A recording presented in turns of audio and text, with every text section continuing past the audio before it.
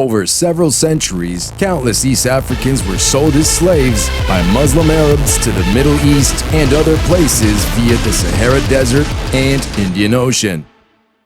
Experts say it's time for this to be discussed more openly. The island of Zanzibar is today considered one of East Africa's best destinations. White sandy beaches, crystal clear waters, and hotels offer tourists from all over the world a holiday to remember. Long forgotten is the dark past that overshadowed this sunny paradise 200 years ago. The archipelago, which today is a semi-autonomous part of Tanzania, was then regarded as the center of the East African slave trade. In addition to valuable raw materials such as ivory and the coveted cloves, one thing stood out above all others in the colorful markets: hundreds of slaves. Back then, Arab Muslims in North and East Africa sold captured Africans to the Middle East. There, they worked as field workers, teachers, or harem guards, which is why the castration of male slaves was common practice. Muslims, on the other hand, including African Muslims, were not allowed to be enslaved according to Islamic legal views.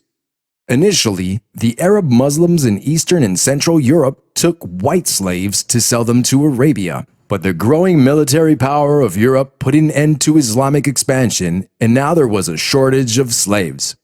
Arab Muslims were looking massively to Black Africa.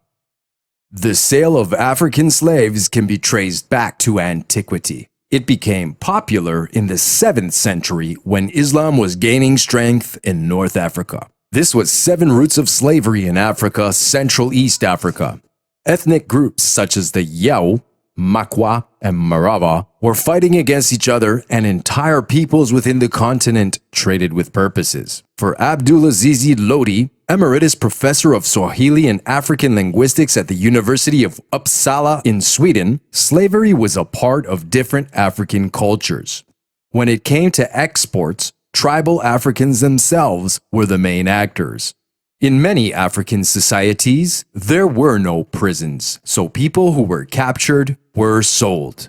Zanzibar as East Africa's slave hub.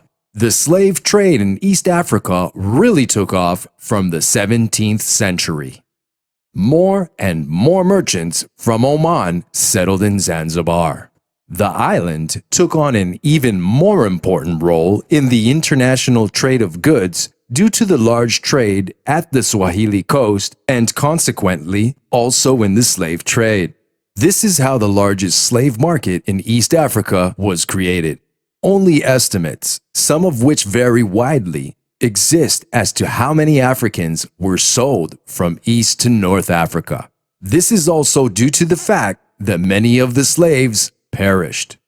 Scientific research concludes that about 3 out of 4 slaves died before they reached the market.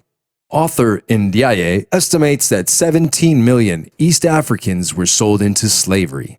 Most people still have the so-called transatlantic slave trade by Europeans in mind, but in reality, the Arab-Muslim slavery was much greater. Ndiaye said, 8 million Africans were brought from East Africa via the trans-Saharan route to Morocco or Egypt. A further 9 million were deported to regions on the Red Sea or the Indian Ocean. Brought to you by Careface CVP. Subscribe, like, comment, and let the whole world know about us.